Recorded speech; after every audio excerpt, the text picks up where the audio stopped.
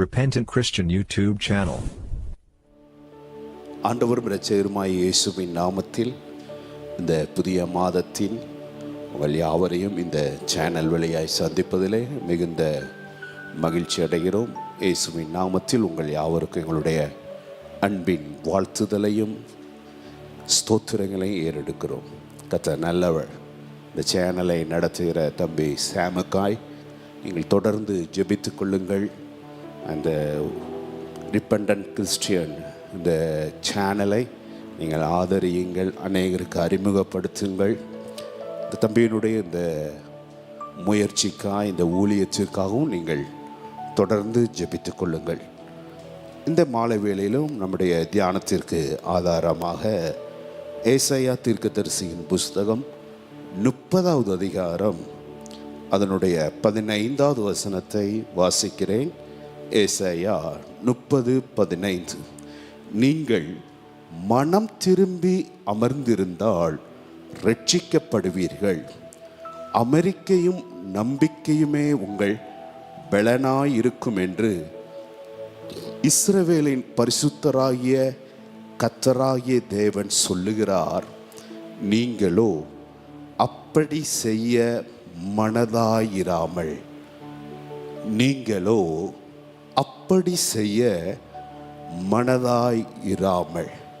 இந்த மாலை வேளையிலும் இந்த வசனத்தின் அடிப்படையிலிருந்து உங்களோடு கூட ஆண்டவருடைய வார்த்தையை நான் பகிர்ந்து கொள்ள வாஞ்சிக்கிறேன். மனம் திரும்ப மனதில்லாதிருந்தோர், அன்ரிப்பென்டன்ட், மனம் திரும்ப மனதில்லாதிருந்தோர், மனம் திரும்ப விருப்பமில்லாதிருந்தோர் என்கிற தலைப்பின் கீழே ஆண்டவருடைய வார்த்தையை நான் உங்களோடு கூட பகிர்ந்து கொள்ள வாஞ்சிக்கிறேன். ஆண்டவர் அழகாய் சொல்லுகிறார், நீங்கள் மனம் திரும்பி அமர்ந்திருந்தால் ரட்சிக்கப்படுவீர்கள். ஆனால் நீங்களோ அப்படி செய்ய எண்ணவில்லை, மனதாயிருக்கவில்லை, விரும்பவில்லை என்று ஆண்டவர் சொல்லுங்க. இந்த வசனத்தை நீங்கள் ஆங்கில வேதாமத்தில் வாசித்து பார்ப்பீர்கள் என்றால் நன்றாயிருக்கும். ஆண்டவர் 4 காரியங்களை இங்கே சொல்லுகிறார். முதலாவது, தேவனுடைய விருப்பம், ரெக்கயர்மெண்ட். என்ன ரெக்கயர்? தேவனுடைய விருப்பம் என்ன? அதைத்தான் இந்த வசனங்களை வாசிக்கிறோம். தேவனுடைய விருப்பம் என்ன? முதலாவது ரிப்பெண்டன்ஸ், தேவனுடைய ரெக்கயர், ரிப்பெண்டன்ஸ். இரண்டாவது அங்கே ஆண்டவர் சொல்லுகிறார், அமர்ந்திருந்தால், மனம் திரும்பி அமர்ந்திருந்தால் யூ ஹாவ் எ ரெஸ்ட், உனக்கு ரெஸ்ட் கிடைக்கும் என்கிறார். முதலாவது ரெக்கயர், ரிப்பெண்டன்ஸ், ரெஸ்ட். நான்காவது அந்த வசனம் அழகாய் சொல்லுகிறது, ரட்சிக்கப்படுவீர்கள், ரெஃப்ரெஷ்மெண்ட், காப்பாற்றப்படுவீர்கள் அல்லது விடுவிக்கப்படுவீர்கள் என்று அங்கே சொல்லப்பட்டிருக்குது. 4 ஆங்கில வார்த்தையிலே 4 R. முதலாவது ரெக்கயர், ரிப்பெண்டன்ஸ், ரெஸ்ட், ரெஃப்ரெஷ்மெண்ட். ஆண்டவர் ஏன் இந்த ஜனங்களை பார்த்து மனம் திரும்ப அழைக்கிறார் என்றால், 1வது வசனத்தை நீங்கள் வாசித்து பார்க்கலாம். பாவத்தோடே பாவத்தை கூட்டும்படி என்னை அல்லாமல் ஆலோசனை பண்ணி என் ஆவியை அல்லாமல் தங்களை மூடிக்கொள்ள பார்க்கிறவர்களும் என் வாக்கை கேளாமல் பார்வோனின் பலத்தினாலே பலக்கவும் எகிப்தின் நிழலிலே ஒதுங்க வேண்டும் என்று எகிப்துக்கு போகிறவர்களுமாகிய முரட்டாட்டமுள்ள புத்திரருக்கு ஐயோ என்று கர்த்தர் சொல்லுகிறார். இந்த மாலை வேளையிலே தேவன் நம்மோடு கூட இடைப்படுவாராக. தேவன் சொல்லுகிற காரியம் என்ன? ஏன் மனம் திரும்பி அமர்ந்திருந்தால் ரட்சிக்கப்படுவீர்கள், ஏன் மனம் திரும்ப வேண்டும் என்று சொல்கிறார் என்றால், பாவத்தோட பாவத்தை என்ன செய்கிற கூட்டமாய் மாறிவிட்டது, கூட்டிக் கொள்கிற பாவத்தை இன்னும் அதிகமாய் செய்து கொண்டிருக்கிற ஜனத்தை பார்த்துதான் ஆண்டவர் சொல்லுகிறார், ரிப்பெண்டன்ஸ், மனம் திரும்பு. இன்றைக்கும் இந்த வார்த்தை தேவன் நம்மோடு கூட பேசுகிறார். பாவத்தோட பாவத்தை கூட்டிக் கொண்டிருக்கிற கூட்டங்கள். வேதம் என்ன சொல்லுகிறது? பரிசுத்தமுள்ளவன் இன்னும் பரிசுத்தமாகட்டும் என்றுதான் வேதம் நமக்கு இறுதியாக போதிக்கிறது. ஆனால் இன்றைய ஜனத்தினுடைய நிலை அன்றைய நாட்களில் இருந்த ஜனத்திற்கு ஒப்பாகவே பாவத்தோட பாவத்தை கூட்டிக் கொண்டிருக்கிற நிலை. எனக்கு அன்பான தேவனுடைய பிள்ளைகளே, பாவம் செய்கிற ஆத்துமா சாகும். பாவத்திலிருந்து மனம் திரும்ப தேவன் நம்மை அழைக்கிறார். பாவம் நம்மை தேவனை விட்டு பிரித்து விடும். இரண்டாவதாக அங்கே ஆண்டவர் சொல்லுகிற வார்த்தை, என்னை அல்லாமல் ஆலோசனை பண்ணி தேவனுடைய ஆலோசனையை ரிஜெக்ட் பண்ணுகிற ஒரு கூட்டம். தேவனுடைய ஆலோசனை ஆண்டவர் அழகாய் சொல்கிறார், நான் உனக்கு போதித்து நீ நடக்க வேண்டிய வழியை காண்பிப்பேன், உன்மேல் என் கண்ணை வைத்து உனக்கு ஆலோசனை சொல்லுவேன், வழி இதுவே, இதிலே நடவுங்கள் என்று நம்மோடு கூட பேசுகிற நல்ல கர்த்தர். ஆனால் அந்த ஜனங்கள் என்ன செய்தார்களாம்? என்னை அல்லாமல் ஆலோசனை பண்ணி என் ஆவியை அல்லாமல் தங்களை மூடிக்கொள்ள பார்க்கிறார்கள். தேவனுடைய ஆலோசனைக்கும் காத்திருக்கிறதில்ல, தேவ ஆவியானவருடைய ஒத்தாசைக்கும் காத்திருக்கிறதில்ல, மாறாக தேவனுடைய வார்த்தைக்கு கேட்கவும் மனதில்லை. தேவனுடைய வார்த்தையை கேட்கவும் இன்றைக்கு மனதில்லை. அதைத்தான் 2வது வசனத்தில் ஆண்டவர் சொல்கிறார், என் வாக்கை கேளாதபடி கேளாமல் பார்வோனின் பலத்தினாலே விளக்கவும். நீங்கள் ஆண்டவர் அழகாய் சொல்லுகிறார், பாவத்தோட பாவத்தை கூட்டிக் கொண்டு இருக்கிறார்கள். என்னை அல்லாமல் என்னுடைய ஆலோசனையை ரிஜெக்ட் பண்ணுகிறார்கள். என் ஆவியை அல்லாமல் தங்களை மூடிக்கொள்ள பார்க்கிறார்கள். என் வார்த்தையை கேட்காதபடிக்கு பார்வோனுடைய பலத்தில். தேவ ஜனங்களுடைய நிலையை ஆண்டவர் அழகா இங்கே படம் பிடித்து காண்பிக்கிறார். ஆண்டவருடைய வார்த்தைக்கு காத்திருப்பதில்லை, தேவ ஆவியானவருடைய ஒத்தாசைக்கு காத்திருப்பதில்லை, தேவனுடைய ஆலோசனைக்கு காத்திருக்காதபடிக்கு பார்வோனுடைய பலம். இது பார்வோன் என்று சொல்வதை விட மனிதர்களுடைய பலத்தை சார்ந்து கொண்டிருக்கிற ஒரு நிலை. மனிதர்களை நம்புகிற காரியம், மனிதர்களை சார்ந்து கொள்கிற காரியம், பணத்தை சார்ந்து கொள்கிற காரியம், உலகத்தை சார்ந்து கொள்கிற காரியம். கீழே அழகாய் ஆண்டவர் சொல்லுகிறார், எகிப்துக்கு போக வேண்டும், எகிப்தின் நிழலிலே ஒதுங்க வேண்டும் இருக்கிற முரட்டாட்டமுள்ள புத்திரருக்கு ஐயோ என்று கர்த்தர் சொல்லுகிறார்.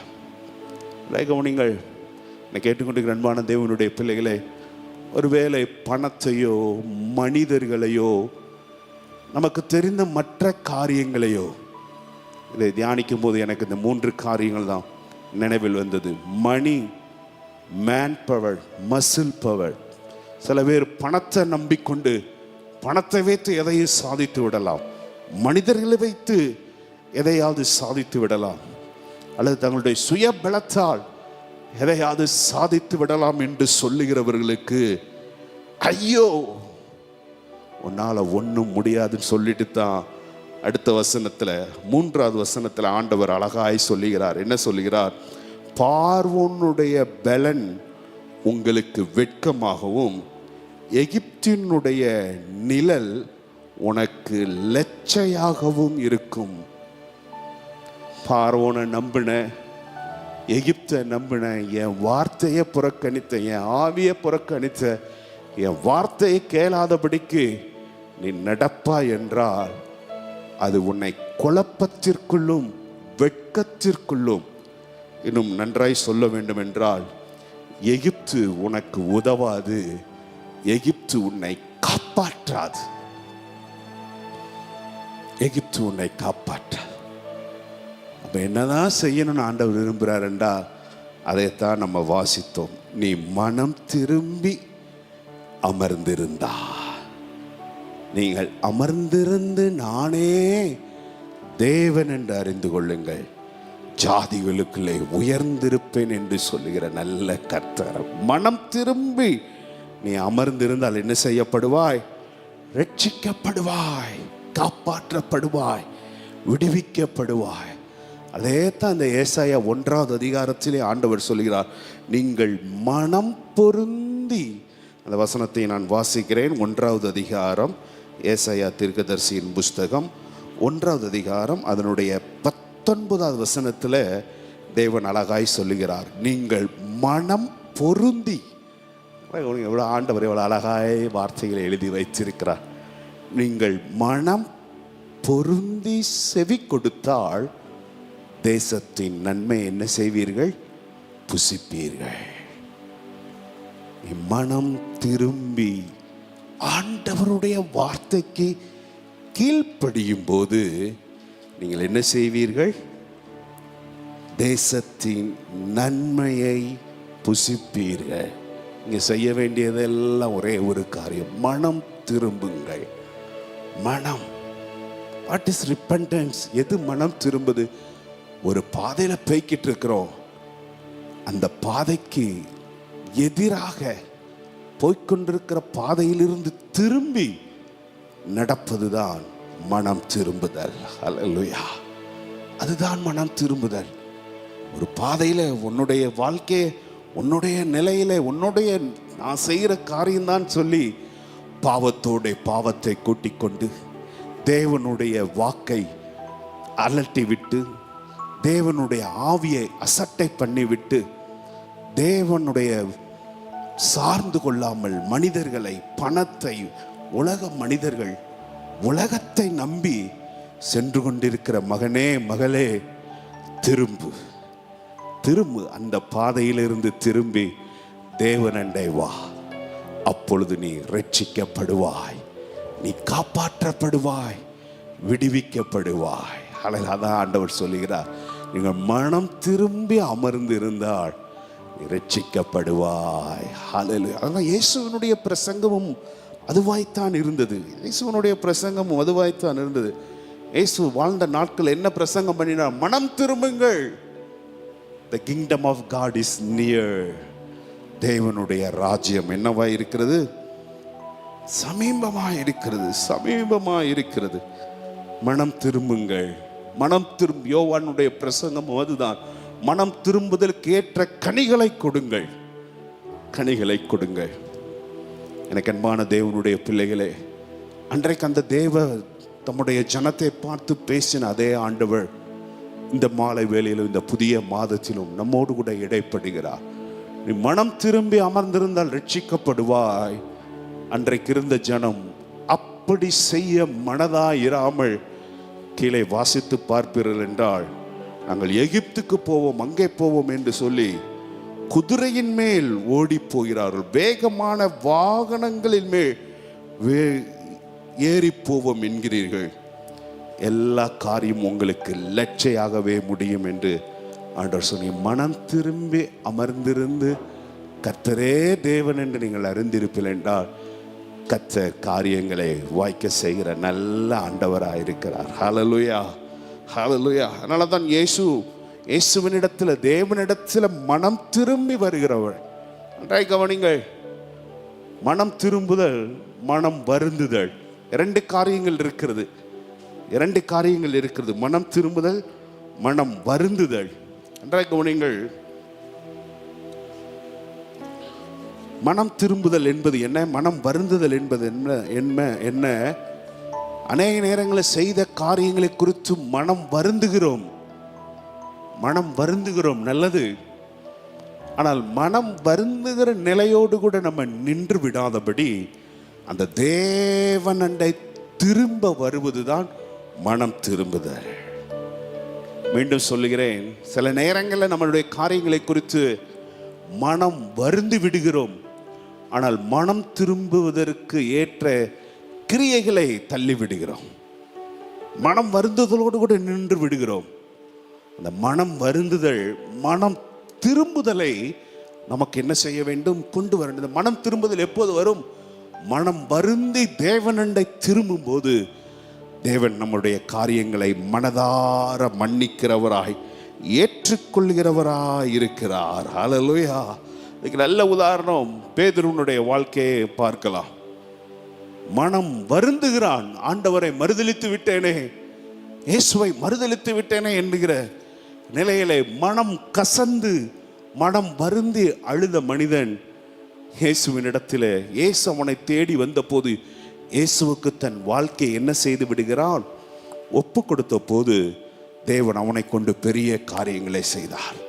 அதே போலத்தான் யூதாஸ் என்கிற மனிதன், அவனும் மனம் வருந்துகிறான்.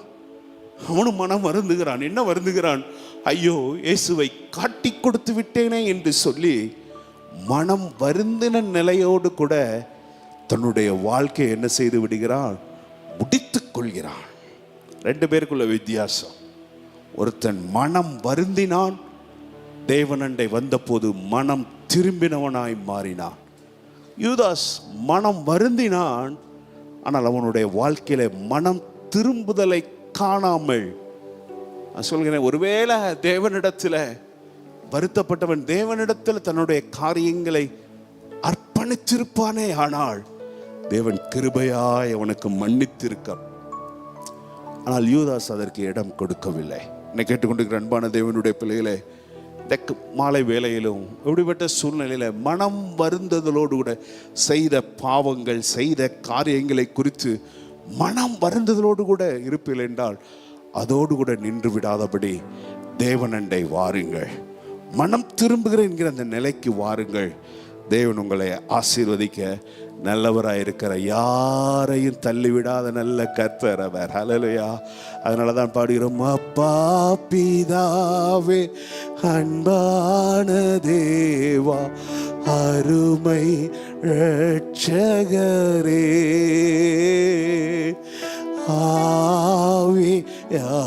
ஆவியானவரே எங்கோ நான் வாழ்ந்தேன், அறியாமல் அலைந்தேன், என்னை தேடி வந்தே.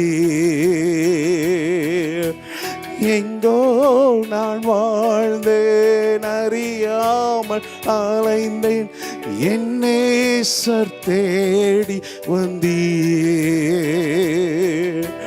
நெஞ்சார அணைத்து எங்களோடு கூட நீங்களும் பாடி தேவனை மகிமைப்படுத்தலாம். ஹல்லேலூயா. நெஞ்சார அணைத்து முத்தங்கள் கொடுத்து மாறிவிட்டே. ஐயா நன்றி, உமக்கு நன்றி. ஐயா நன்றி, உமக்கு நன்றி. உளையான சேற்றில் வாழ்ந்த என்னை தூக்கி எடுத்தீரே. உளையான சேற்றில் வாழ்ந்த என்னை தூக்கி எடுத்தீரே. கல்வாரி இரத்தம் எனக்காக சிந்தி கழுவே அனைத்தீரே. ஏசையா, கல்வாரி இரத்தம் எனக்காக சிந்தி கழுவே. லக்கரங்களை உயர்த்தி நன்றி அப்பா, நன்றி, உமக்கு நன்றி. ஐயா நன்றி, அப்பா.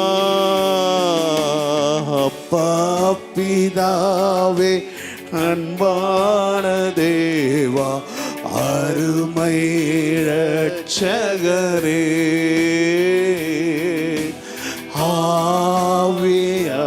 ஆவியானவரே.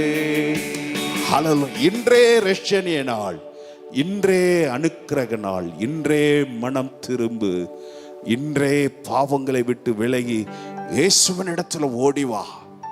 இயேசு நம்மை பாவங்களை மன்னிக்க அவர் போதுமானவராய் நல்லவராய் இருக்கிறார். ஹல்லேலூயா. ஆண்டவர், இந்த காரியங்கள் எல்லாம் நீ மனம் திரும்பி அமர்ந்திருந்தால் ரட்சிக்கப்படுவாய். நீயோ அப்படி செய்ய மனதாயிராமல் இந்த வார்த்தைகளை தியானித்து கொண்டிருக்கும் போது ஆண்டவர் இந்த தலைப்பை என்னுடைய உள்ளத்திலே வைத்தார். மனம் திரும்ப மனதில்லாதிருந்தோர், மனம் திரும்ப மனதில்லாதிருந்தோர். ஒரு 3 கூட்டத்தை மாத்திரம் நான் வேகமாய் உங்கள் மத்தியிலே காண்பித்து கொடுத்து ஜெபிக்க நான் விரும்புகிறேன். முதலாவது கூட்டம் யார் என்கிற அந்த மனிதன் வேதத்திலிருந்து நம்ம தியானிக்கலாம். முதலாவது, மனம் திரும்ப மனதில்லாதிருந்த ஒரு மனிதன் யார் என்றால் காயின். காயின் மனம் திரும்ப மனதில்லாதிருந்த காயின். குறிப்பு, முதல் குறிப்பு, மனம் திரும்ப மனதில்லாதிருந்த காயின். ஆதியாகமத்தின் புஸ்தகம் 4வது அதிகாரம் 5வது வசனத்தை வாசிக்கிறேன். 4வது அதிகாரம் 5வது வசனம். காயீனையும் அவன் காணிக்கையையும் கர்த்தர் அங்கீகரிக்கவில்லை. அப்பொழுது காயினுக்கு மிகவும் எரிச்சல் உண்டாகி அவன் முகநாடி வேறுபட்டது. வேதம் அழகாய் சொல்லுகிறது, காயினையும் அவன் காணிக்கையும் அவர் அங்கீகரிக்கவில்லை. அப்பொழுது காயினுக்கு மிகவும் எரிச்சல் உண்டாகி அவன் முகநாடி வேறுபட்டது. நன்றாய் நமக்கு தெரியும், ஆதி பெற்றோர்களுடைய முதல் மகன் காயின். காயின் ஆபேலினுடைய சம்பவம் சிறு பிள்ளைகளுக்கு கூட தெரியும். ஏன் ஆபேலினுடைய காணிக்கை அங்கீகரித்தார், ஏன் காயினுடைய காணிக்கை அங்கீகரிக்கலும், இதெல்லாம் நமக்கு நன்றாய் தெரிந்த சம்பவங்கள். அதை குறித்து நான் விளக்கி பேச வரவில்லை. இங்கே மனம் திரும்ப மனதில்லாதிருந்த காயின், கர்த்தர் தன்னுடைய காரியத்தை அங்கீகரிக்கவில்லை என்றவுடன் அவனுடைய முகநாடி என்ன செய்ததாம்?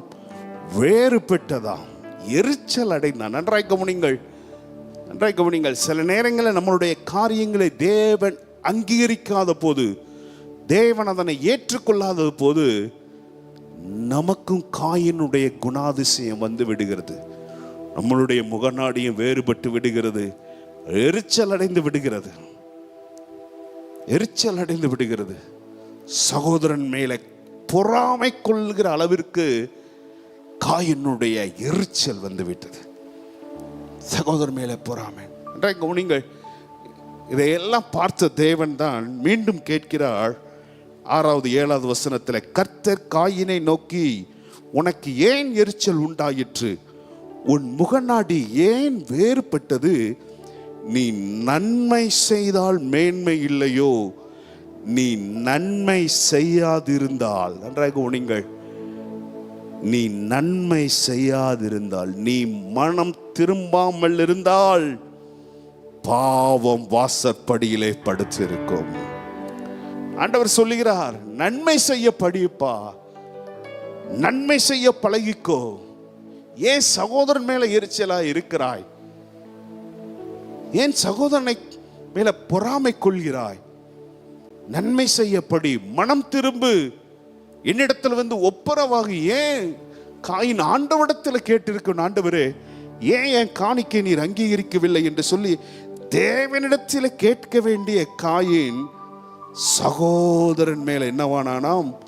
பொறாமை கொண்டான், சகோதரனை குறித்து எரிச்சல் அடைந்தான் என்று வேதம் சொல்லுகிறது. பொல்லாத வழி, பொல்லாத காரியத்தை செய்த காயின். ஆண்டவர் அவனுக்கு அங்கு வாய்ப்புகளை தருகிறார். காயின், நன்மை செய், நன்மை செய்தால் உனக்கு மேன்மை என்று சொன்ன போது காயினால் அதை ஏற்றுக்கொள்ளவில்லை. அதை மனதில்லாமல் போய்விட்டது. அங்க ஆண்டவர் அழகாய் சொல்கிறார், நீ நன்மை செய்யாதிருந்தால், அந்த வார்த்தை தான் அதிகமாய் தொட்டது. நீ மனம் திரும்ப மனதாய் இருந்தால் உனக்கு மேன்மை கிடைக்கும் என்று ஆண்டவர் சொல்லுகிறார். நடந்தது என்ன?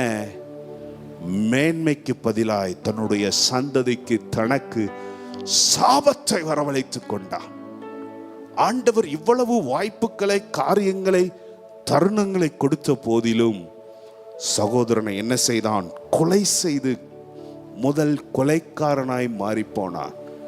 அதற்கு ஒரே காரணம், மனம் திரும்ப மனதில்லாமல் மாறின காயின்.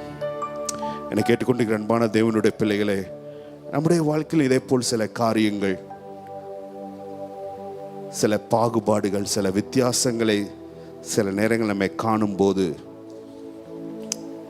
தேவன் நம்மை உணர்த்தும் போது, நமக்கு அதற்கு கீழ்ப்படிந்து தேவனண்டை திரும்ப தேவன் நமக்கு உதவி செய்வாரா? காயினை போல சந்ததிகளுக்கு தனக்கு சாபத்தை வரவழைத்து விடாதபடி சகோதரன் மேலே பொறாமை கொண்டதோடு மாத்திரமல்ல, சொந்த சகோதரனை கொலை செய்வதற்கு கூட அவனுடைய இருதயம் துணிந்து விட்டது. அவன் மனம் திரும்பி நன்மை செய்திருப்பான் என்றால் அவனுக்கும் தேவன் மேன்மையை வைத்திருந்தார்.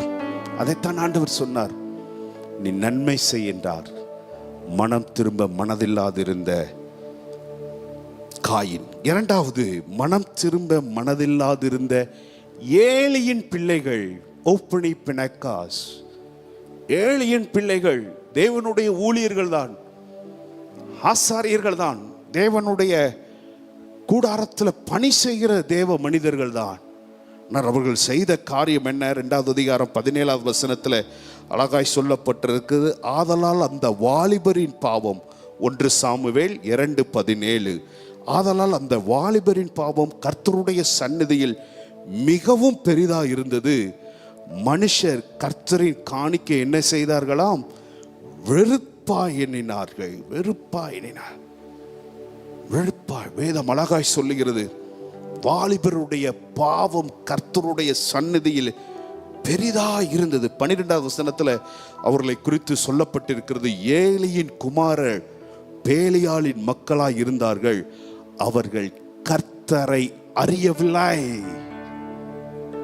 கர்த்தரை அறியவில்லை. நல்லா கவனிங்க, எல்லாம் விவரித்து சொல்ல வேண்டும், நேரம் இல்லை, முடிக்க விரும்புகிறேன். தேவனுக்காய் ஊழியம் செய்கிறாங்க, தேவனுக்கும் எவ்வளவோ காரியங்களை செய்கிறாங்க. ஆனால் தேவனால் அவர்கள் என்ன செய்யப்படவில்லை? அறியப்படவில்லை. தேவனால் அறியப்படலை, அவங்களும் தனிப்பட்ட முறையில் தேவனை அறியவில்லை. நடந்தது என்ன? கர்த்தருடைய வார்த்தைக்கு மீறி நடக்கிறார்கள். ஜனங்களோடு கூட காரியங்களை நடக்கிறார்கள். கர்த்தருடைய காணிக்கை வெறுப்பா எண்ணுகிறார்கள். வேதம் அழகாய் சொல்லுகிறது, அவர்களுடைய பாவம் கர்த்தருடைய சந்நிதியில மிகவும் பெரிதா இருந்தது. இதையெல்லாம் கேள்விப்பட்ட ஏலி சொல்லுகிற வார்த்தை என்ன? 24-25 உள்ள வசனங்களை நான் வாசிக்கிறேன். அவர்களை நோக்கி 23 சொல்லுகிறார், நீங்கள் இப்படிப்பட்ட காரியங்களை செய்கிறது என்ன? இந்த ஜனங்கள் எல்லாரும் உங்கள் பொல்லாத நடக்கைகளை சொல்ல கேட்கிறேன். என் குமாரரே வேண்டாம். நான் கேள்விப்படுகிற செய்தி நல்லதல்ல. கர்த்தருடைய ஜனங்கள் மீறி நடக்கிறதற்கு காரணமாய் இருக்கிறீர்களே. மனுஷனுக்கு விரோதமாய் மனுஷன் பாவம் செய்தால் நியாயாதிபதிகள் அவனை தீர்ப்பார்கள். ஒருவன் கர்த்தருக்கு விரோதமாய் பாவம் செய்வானாயில் அவனுக்காக விண்ணப்பம் செய்யத்தக்கவன் யார் என்றான். அவர்களோ தங்கள் தகப்பன் சொல்லை கேளாமற் போனார்கள். அவர்களோ மனம் திரும்ப மனதில்லாதிருந்தார்கள். தங்கள் தகப்பன் சொல்லை கேளாமற் போனார்கள். தகப்பன் வருந்தி அழைக்கிறார், வருந்தி எச்சரிக்கிறார். என் குமாரரே வேண்டாம், உங்களை குறித்து சொல்லப்படுகிற இந்த காரியம் நல்லதல்ல. மனுஷனுக்கு விரோதமாய் மனுஷன் பாவம் செய்தா கூட மன்னிச்சிடலாம், தேவனுக்கு விரோதமாய் பாவம் செய்யாதிருங்கள் என்று சொன்ன போது வேதம் அழகாய் சொல்லுகிறது, தகப்பனுடைய சொல்லை என்ன செய்யலையாம்? கேளாமற் போனார்கள்.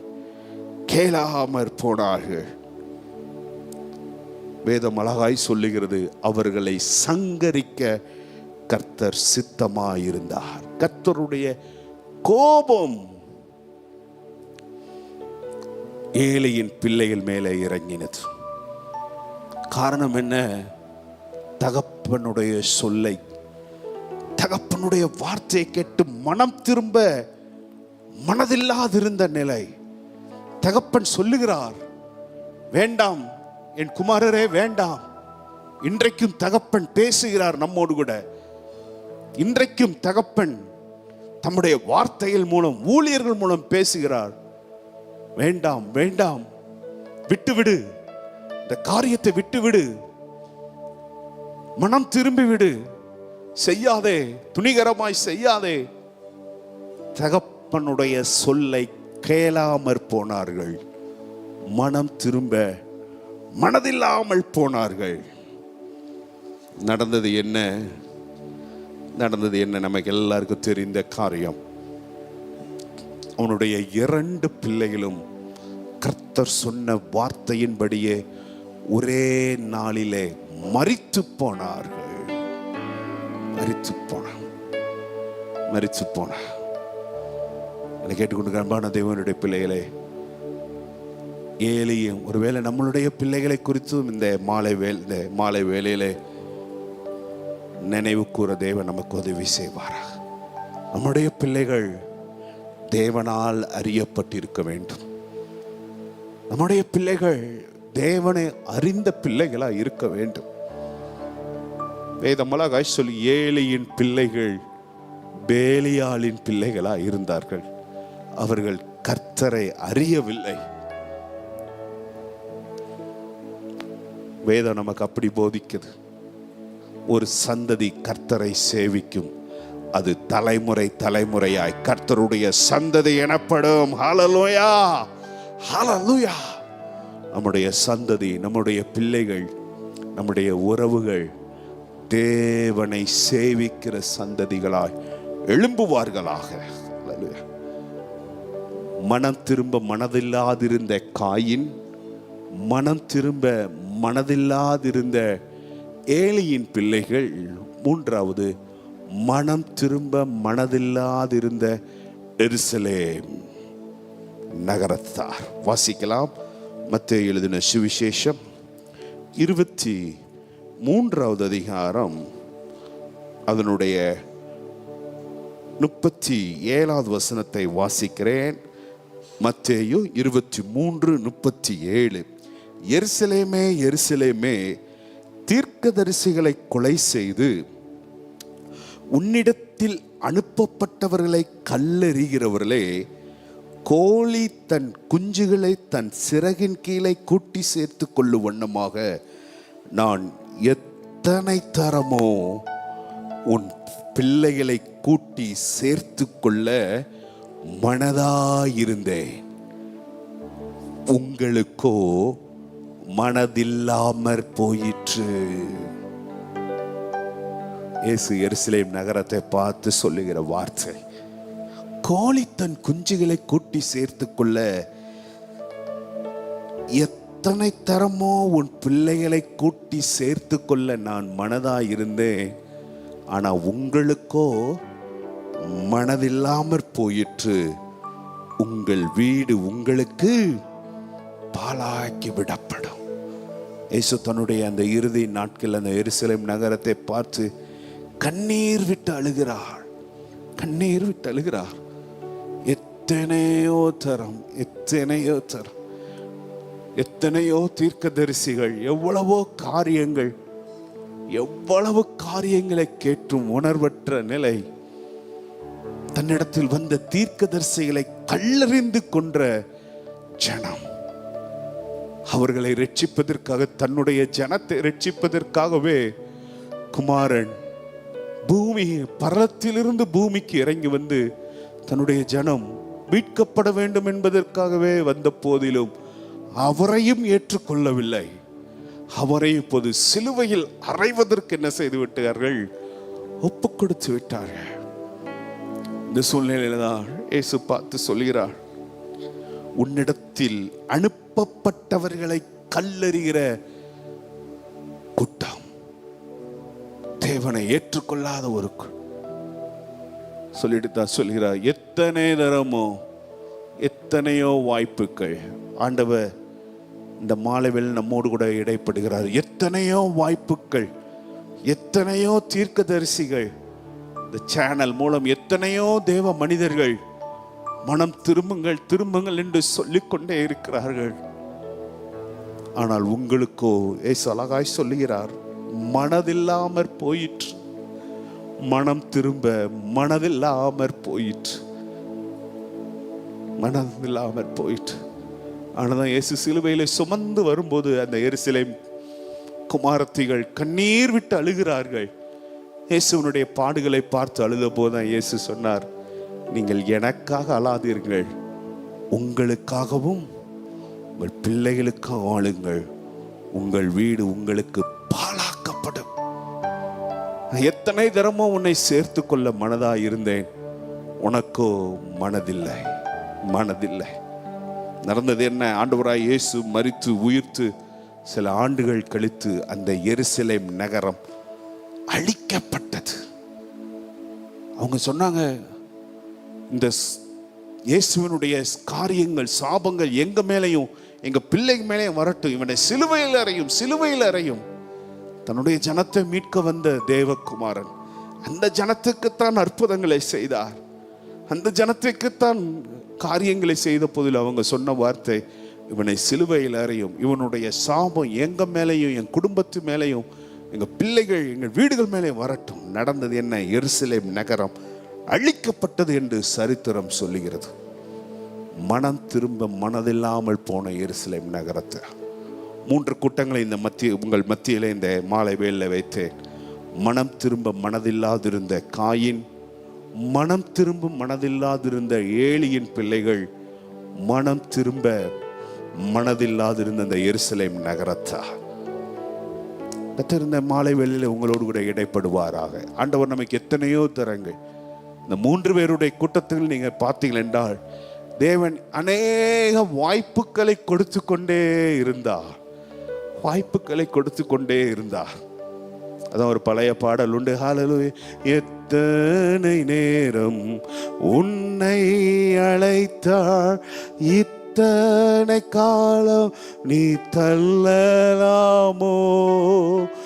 எத்தனை நேரம் உன்னை அழைத்தார், இத்தனை காலம் நீ தள்ளலாமோ. கர்த்தரின் சித்தம் இவ்வேளை என்றே கண்டு விரைந்து நீ திரும்பி வா. கர்த்தரின் சித்தம் இவ்வேளை என்றே கண்டு விரைந்து நீ திரும்பி நீ வா.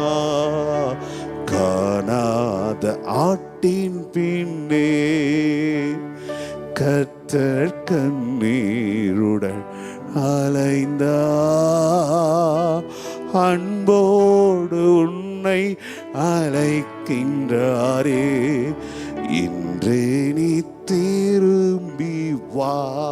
ஆண்டவர் எத்தனையோ வாய்ப்புகளை கொடுக்கிறார், எத்தனையோ தருணங்களை கொடுக்கிறார். தேவனண்டை திரும்ப நமக்கு உதவி செய்வார். இருக்கிற இடங்களை கண்களை மூடி நம்ம ஜெபித்து முடிக்கலாம். அன்பின் பரலோக பிதாவே, நன்றியோடு ஸ்தோத்திரிக்கிறோம். இந்த நல்ல மாலை வேலைக்காய், இந்த புதிய மாதத்துக்காய் நன்றி செலுத்துகிறோம்ப்பா. நீங்க சொன்னீங்களே, நீங்கள் மனம் திரும்பி அமர்ந்திருந்தால் ரட்சிக்கப்படுவீர்கள், காப்பாற்றப்படுவீர்கள். மனம் பொருந்தி செவி கொடுத்தால் நன்மையை புசிப்பீர்கள் என்று சொன்னேன். நாங்களும் அப்படி செய்ய மனதா இராமல் ஓடி போகிறோர் போல ஓடி போகிறோம்ப்பா. மனம் திரும்ப மனதில்லாது இருக்கிற கூட்டமாய் அல்ல ஆண்டவரே, மனம் திரும்புவதற்கு வாஞ்சையுள்ள மனிதர்களாய், தேவ பிள்ளைகளாய் நீர் எங்களை மாற்றி தருவீராக. காயினை போல அல்ல, ஏலியின் பிள்ளைகளை போல அல்ல, எருசலேம் நகரத்தாரை போல அல்ல ஆண்டவரே. மனம் திரும்புவதற்கு ஏற்ற கனிகளை கொடுக்கிற, மனம் திரும்புதலை கொண்டு வருகிற ஜீவியம் எங்கள் ஒவ்வொரு இடத்திலும் காணப்பட தேவன் உதவி செய்வீராக. இந்த வார்த்தைகளை கேட்ட பிள்ளைகளை நாங்கள் ஆசீர்வதிக்கிறோம். இந்த சேனலை பிளஸ் பண்றோம். இதை நடத்துகிற தம்பிகளை பிளஸ் பண்றாண்டவரை, இது அநேக ஆயிரங்களுக்கு ஆசீர்வாதமாய் இருப்பதாக. இந்த கடைசி நாட்கள்ல ராஜ்யத்திற்கு உம்மண்டை திருப்புகிற வார்த்தைகள், சத்தியங்கள் இதன் மூலம் வெளிப்பட உதவி செய்வீராக. எல்லா துதிக்கான மகிமை எல்லாம் ஒருவருக்கே ஏறெடுக்கிறோம். மீட்பர் இயேசுவின் மூலம் ஜெபம் கேளுங்கள் நல்ல பிதாவே. ஆமென், ஆமென். God bless you. எல்லாருக்கும் இயேசுவின் நாமத்தில் வாழ்த்துக்கள். ஆமென்.